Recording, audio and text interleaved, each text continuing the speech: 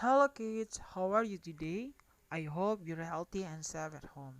Today we're going to learn a new lesson. It's about our body system. So, let's check this out. First, our skeletal system. Our skeleton is found inside our body. It is a hard structure made up of 206 bones joined to one another. The bones are different shapes and size. Some are straight, others are curved, some are long, and others are short.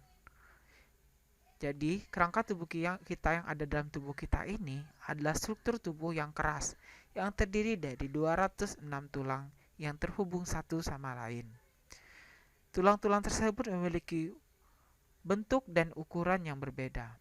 Beberapa ada yang lurus, ada yang melengkung, ada yang panjang, dan juga ada yang pendek. These are some part of our skeletal system. Berikut adalah beberapa bagian yang ada pada sistem kerangka tubuh kita. First, skull. Skull give our head its shape. It also protects our brain. Ya, jadi kita punya kerangka ini, you can see on the pictures, this is our skull. It has a function to give our head its shape and then also to protect our brain. Fungsi lainnya adalah untuk melindungi bagian organ kita yang lunak di kepala, yaitu otak. And then the second, breastbone atau tulang dada is a flat bone at the front center of the chest. Ini adalah bagian tulang yang datar yang berada di bagian depan dada kita. This is our breastbone. And third, rib cage atau tulang rusuk. Our rib cage has a function to protect our heart and lungs. Memiliki fungsi untuk melindungi jantung dan juga paru-paru kita. Ya, di sini adalah jantung kita dan paru-paru kita ada di kanan dan di kiri. And then spine atau tulang belakang that we call it too backbone. Spine is our body central support structure. Adalah bagian utama yang menyokong tubuh kita. Terutama bagian atas ya. It keeps us upright and connects the different part of our skeleton to each other. Memiliki fungsi untuk menjaga kita agar bisa berdiri agar tetap bisa tegap dan juga menghubungkan beberapa bagian kerangka satu sama lain, ya. And then the last one, joint atau sendi. Joint has a function to allow us to move in different ways. Artinya joint ini punya fungsi untuk membantu kita bergerak, ya, dalam hal untuk bergerak. Nah, joints itu ini salah satu contoh yang bisa ambil itu ada pada kaki. Namun joints itu we can find there are so many joints inside our body. Ada banyak sekali sendi yang ada dalam tubuh kita. Ada di sini. Di sini ada sendi peluru, sendi dan lain sebagainya. Sendi putar. Next, we're going to talk about our muscular system. The muscles in our body make up our muscular system. Otot-otot yang ada tubuh kita itu membentuk yang namanya sistem otot tubuh atau muscular system. Muscles are thick, ya, otot-otot itu tebal, stretchy bands artinya punya kelenturan, that cover our skeleton, yang bisa yang menutupi tulang-tulang kita. They are attached to our bones and pull on them to make them move. Mereka itu merekat pada tulang-tulang kita dan menarik tulang tersebut agar membantu kita bisa bergerak. You should remember these words, ya. Muscles often work in pairs. Otot-otot selalu bekerja berpasangan, ya. When one muscle contracts to pull on the bone, its partner muscles relax. Jadi ketika salah satu otot itu contracts atau mengencang, ya, untuk menarik tulang tersebut agar bisa bergerak, ya, partner atau otot lainnya itu juga akan relax, artinya merenggang, ya. As you can see on the picture, this biceps contracted and the triceps relaxed, that we call it extended, ya. And for this one, you can see that the triceps is contracted and the bicep is relaxed, Ya, jadi ketika salah satu otot ini mengencang, yang satunya akan mengendur. Ya, ketika kamu otot yang sebaliknya yang tadinya awalnya dia relax, mengendur, dia akan contract dan yang satunya akan relax. Ya, tergantung dari ketika kita melakukan kegiatan atau tidak. Next one, caring for our skeletal and muscular system. We need to take good care of this system so that we can continue to move and carry out our daily activities. Ya, kita harus menjaga sistem-sistem tersebut agar kita bisa bergerak dan melakukan aktivitas sehari-hari. So there are some ways to help us to take good care of our skeletal and muscular system. Ada beberapa cara, diantaranya yaitu first, we should have a balanced diet to keep our bones and muscles strong. Kita harus memiliki pola makan yang seimbang agar bisa membuat tulang dan otot-otot kita itu kuat, ya. For example, you can eat fruit and vegetables, ya. Kalian harus sering makan sayur, buah-buahan, ya. Karena buah-buahan dan sayur itu bagus untuk pertumbuhan tulang juga. And then you can drinking milk is good for our bones too. Ya, minum susu itu sangat bagus ya untuk tulang kita karena kalsium yang ada pada susu membantu proses pembentukan tulang dan membuat tulang semakin kuat. Nah, and then eating lean meat is good for our muscles. Artinya memakan daging yang istilahnya rendah lemak ya, karena bagus untuk memberi protein pada tulang kita. Ya, bisa juga selain makan daging sapi, bisa juga kalian makan daging ikan ataupun daging ayam. And then the last one, we should also drink a lot of water. Kalian harus banyak-banyak minum air putih ya. Nah, untuk minum air putih itu takarannya bukan hanya 8 gelas sehari, namun kita harus melihat dari bobot tubuh kita sendiri. Ya, harus disesuaikan. Ya, tidak harus 8 gelas, bahkan bisa lebih, tergantung dengan bobot tubuh kita. Seperti itu. And then next, we should exercise regularly. It means that kita harus olahraga secara rutin ya. Because when we exercise, our bones become stronger. Ketika kita olahraga, tulang-tulang kita akan menjadi lebih kuat. Exercise build muscles too. Dengan olahraga juga akan membentuk otot-otot tubuh kita.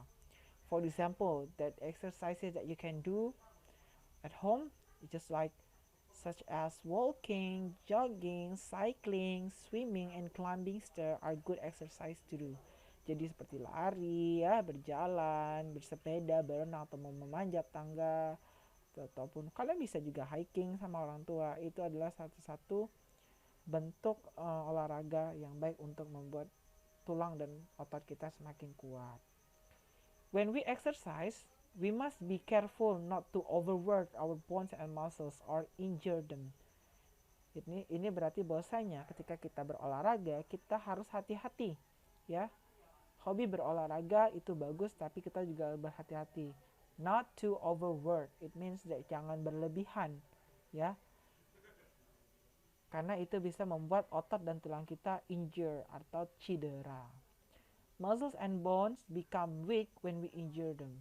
Otot dan tulang kita akan menjadi lemah ketika kita mengalami cedera.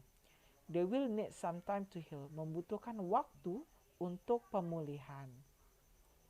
Ya, contohnya di gambar ini, you can run with your parents, ya. On the weekend maybe, and then you can try to cycle at home. Or if you do exercise too much, yeah, it's so dangerous for us because can injure ourselves, ya.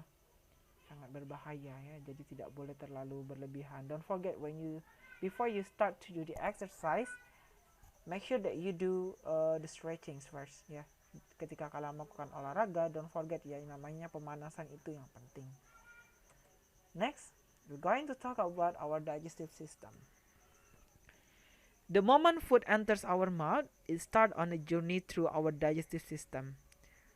Ketika makanan itu masuk ke dalam mulut kita, itu akan dimulai sebuah perjalanan atau proses yang namanya sistem pencernaan di sistem pencernaan kita. The different part of the digestive system work to digest food. Ya, setiap bagian-bagian yang berbeda pada sistem pencernaan kita itu bekerja untuk mencerna makanan. So let us follow the path of food through our digestive system. Mari kita lihat perjalanan makanan kita makan ini seperti apa dalam sistem pencernaan kita. First, there is a mouth. Ada mulut nih. Ada mulut ya. Mouth has in our mouth there are teeth and the saliva and there's some substances that help us to process the food. Ya, ada gigi. The teeth in our mouth chew and grind the food into smaller pieces. Jadi gigi yang ada dalam mulut kita itu juga membantu kita untuk mengunyah dan menghaluskan makanan menjadi bagian lebih kecil. And then our saliva, ya saliva atau air liur kita itu juga membantu kita dalam swallowing atau menelan makanan, ya. And then gullet atau kerongkongan, ya kerongkongan. The swallowed food move down this tube the gullet into our stomach. Jadi punya fungsi sebagai saluran makanan yang setelah kita cerna dari mulut itu akan disalurkan melalui gullet ini untuk disalurkan ke stomach atau lambung kita. And then the third, stomach atau lambung. Inside our stomach, the food is crushed further and mixed with digestive juice. Ya, jadi di dalam lambung kita makanan itu akan dihancurkan lebih lembut dan lebih halus dan akan dicampur dengan digestive atau cairan yang ada pada lambung kita. Ya, nanti akan membuat yang namanya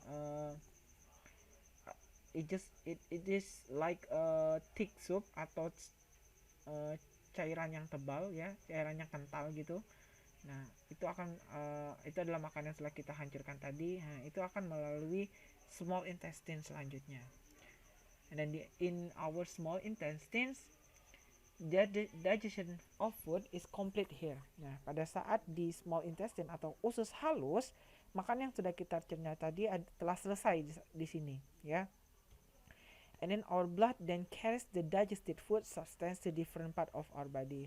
Kemudian itu akan diserap dan diantarkan oleh darah kita ke seluruh tubuh kita untuk memberikan energi pada diri kita. And then the last is large intestines atau usus besar. Nah, di dalam usus besar ini punya peranan penting juga. The undigested food move into this part then pass out of the body as waste through an opening called the anus. Jadi makanan sisa yang tidak dicerna ya akan berada di bagian sini atau usus besar ini dan akan dikeluarkan ke dari tubuh kita melalui bagian yang terbuka yang kita sebut dengan anus, ya. Begitu. Berikut itu adalah tampilan tentang proses pencernaan kita. Ini adalah mouth atau mulut, ini gullet atau kerongkongan, ini stomach atau lambung, ini small intestines atau usus halus, ini large intestines atau usus besar, dan ini adalah anus. Next, how to care for our digestive system. To keep our digestive system healthy, we need to add digestion and make sure that the food we eat is safe. Untuk menjaga sistem pencernaan kita tetap sehat, kita harus tahu bagaimana cara kita untuk merawatnya, ya. Dan kita harus memastikan bahwasanya makanan yang kita makan itu aman, ya, tidak beracun, tidak kadaluarsa. First, aiding digestion. Aiding digestion helping our digestive system to do its works well. One way to do this is to eat more fruit and vegetable and drink a lot of water. Another way to aid digestion is to chew our food properly. This will ensure that the food is chopped up into smaller pieces which are more easily broken down. Untuk membantu sistem pencernaan kita perlu yang namanya memakan makanan seperti sayur dan buah-buahan, ya, agar fungsi pencernaan kita lebih baik, prosesnya berjalan dengan lancar, ya. Terutama sayuran-sayuran yang hijau dan buah-buahan segar tentunya. Nah, and then cara lainnya adalah kita harus mengunyah makanan itu dengan baik, ya. Tidak boleh sekali dua kali kunyah dan telan. Ya, kita harus kunyah sampai make sure itu benar-benar halus dan mudah untuk kita telan. sehingga pada proses selanjutnya dalam lambung kita itu akan lebih cepat. And then ketika kita tidak melakukan hal tersebut, ya, for example, when you eat too fast, it's not good for our digestion. Ya, kalau makan terlalu cepat itu tidak baik untuk kesehatan pencernaan kita. Ya, karena kerja pencernaan kita dipaksa untuk bekerja lebih kuat. Next, storing food.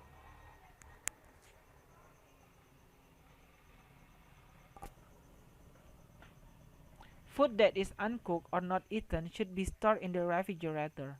Food can be kept longer if it's in the refrigerator because the cold environment slows down the activities of germ, which cause food to turn bad. The refrigerator should also be kept clean. Ya, jadi cara selanjutnya adalah penyimpanan makanan. Makanan yang belum dimasak atau belum kita makan harus kita simpan di kulkas, ya, agar makanan itu bisa bertahan lebih lama di dalam kulkas, karena suhu yang dingin, ya, pada kulkas itu memperlambat pertumbuhan kuman dan bakteri yang bisa menyebabkan makanan itu menjadi cepat busuk, ya. Cara-cara untuk menjaga kebersihan kulkas kita adalah seperti ini. First, store raw food and cooked food separately.